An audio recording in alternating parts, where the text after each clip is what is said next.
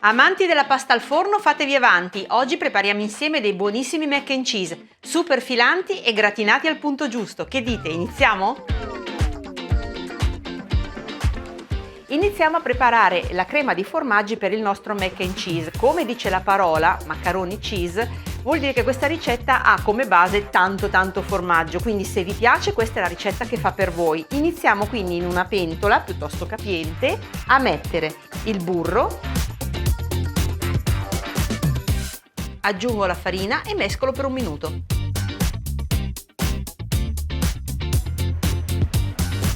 È il momento di aggiungere il latte, meglio a temperatura ambiente.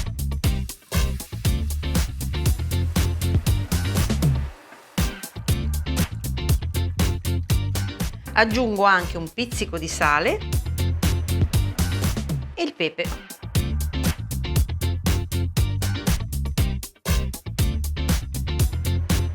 Il composto bolle, spengo il fuoco e aggiungo il cheddar. E questo è il formaggio tipico con cui si fa il mac and cheese. E mescolo per scioglierlo.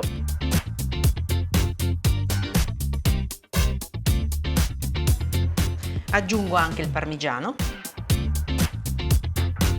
e lo amalgamo.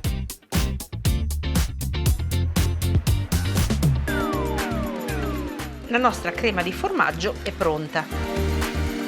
L'acqua sta bollendo. La salo e aggiungo la pasta, in questo caso sono i Celentani, questo formato elicoidale.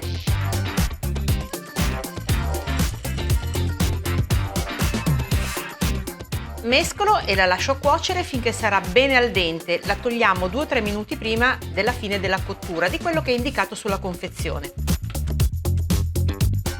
Della ricetta del mac and cheese si ha traccia fin dal 1800 e il cheddar è un formaggio inglese che deriva dal villaggio proprio di Cheddar, nel Somerset. Generalmente in Inghilterra lo potete trovare con un colore che varia dal bianco al giallino, mentre la versione americana è quella arancione. La pasta è pronta, spengo il fuoco e molto comodamente la scolo direttamente qua, senza spostarmi al lavandino. La aggiungo alla crema di formaggio e mescolo tutto.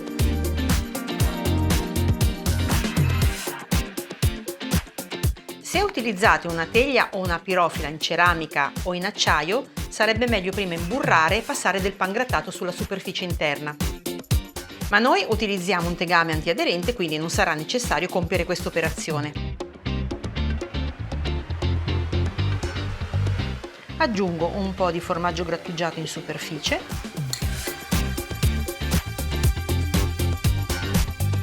Adesso cuociamo il nostro mac and cheese nel forno statico sotto al grill alla massima potenza.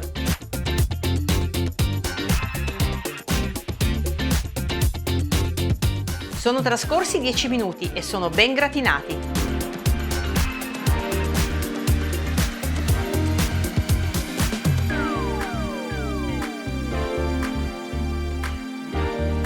Ecco i miei mac and cheese appena sfornati, potete solo immaginare la bontà e il profumo. Adesso non mi resta che chiamare tutti a raccolta a tavola.